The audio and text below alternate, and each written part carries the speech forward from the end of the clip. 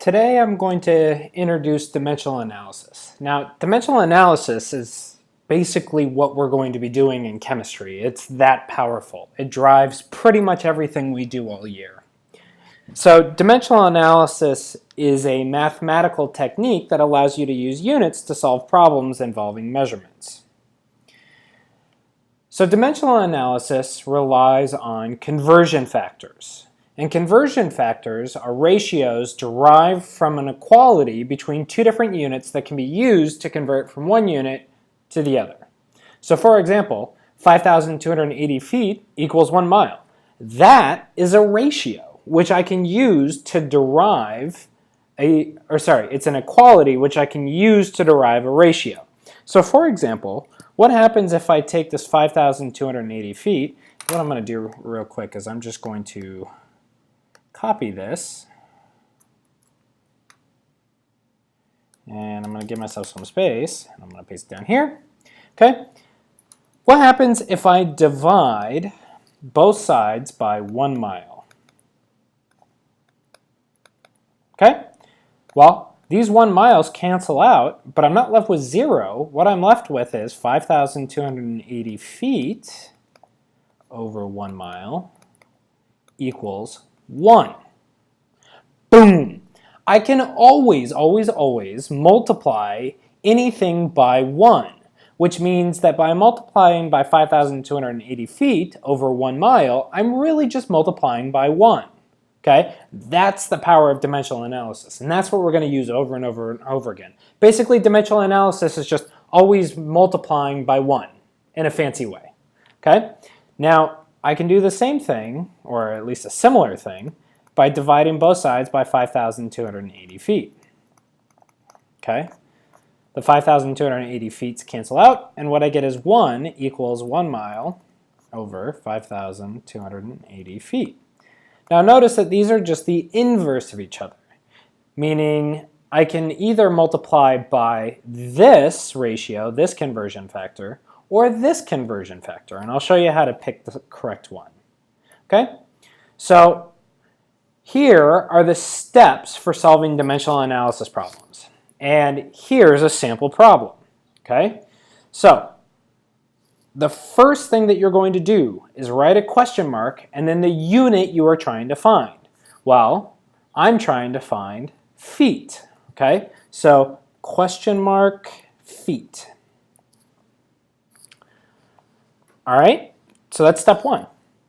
Step 2, write an equal sign. All right, now once the equal sign is there, you do not touch the left side again, okay? This side is now what we're going to check against on the right side. We want to make sure that this is what we're looking for and that we get there eventually. Okay, so step 3, write the given number and its unit. So here I have 2.7 miles. Okay? Now, the key thing here is don't start with a conversion factor. Okay? That is very important. There will be times when it's appropriate, like if I'm trying to find a conversion factor here, where I might start with a ratio here, or a quotient, okay? But if you're looking for a single unit, you're going to start with a single unit, okay? And most of the time, we're going to be looking for a single unit. So we're going to start with a single unit. Don't start with a conversion factor, okay? So set up your first conversion factor or ratio, all right? So I do them like this. You could also do them like this times this. I've also seen people set these up as railroad tracks, okay? I'll just kind of fill these in as the different ways as we go. And then the other one is the fence post method or railroad track method or whatever you want to call it, okay? All I need is some sort of separator between what's over here and what's coming in my conversion factor. Okay? So, now the key step here. Okay? A lot of times you're not really going to be sure exactly how to get from one thing to another.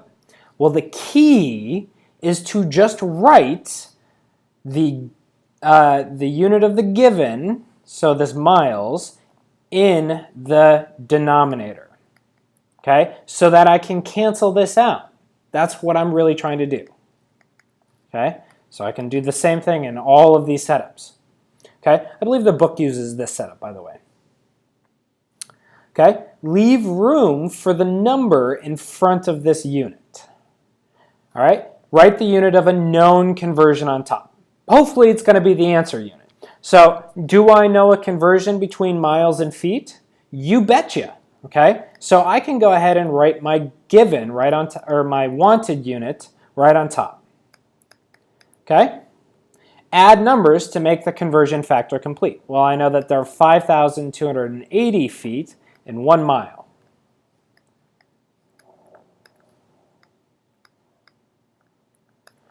All right. Then I close my parentheses, okay? And I cancel my units that cancel.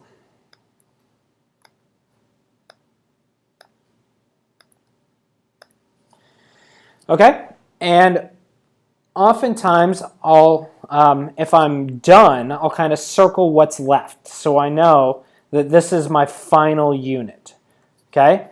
So if the unit in your numerator is the wanted unit, yay, you're done, okay? Otherwise, keep repeating these steps until you get to your correct unit, the unit you want. Now at the beginning of the year, we're going to do things that are like 1 step or gasp 2 steps. But by the end of the year, I'm going to expect you to pretty easily be able to do like 10-step problems, all right? But that's a long time in the future, so don't worry about it too much right now. This is going to be our baby right now, 1 2-step problems, okay? Really focus on understanding what we're doing, okay?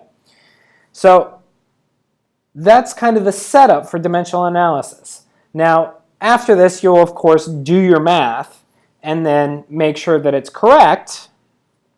And when I do my math, I get 1.4 times 10 to the 4th feet. Okay? This number has 2 significant figures. Okay? Conversion factors generally have infinite number of significant figures. So for example, this is a definition. There are exactly 5,280 feet in 1 mile. Okay?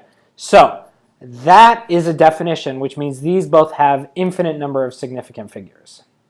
Okay? Which means that this 2.7 has the least number of significant figures, so my answer should have 2. Okay?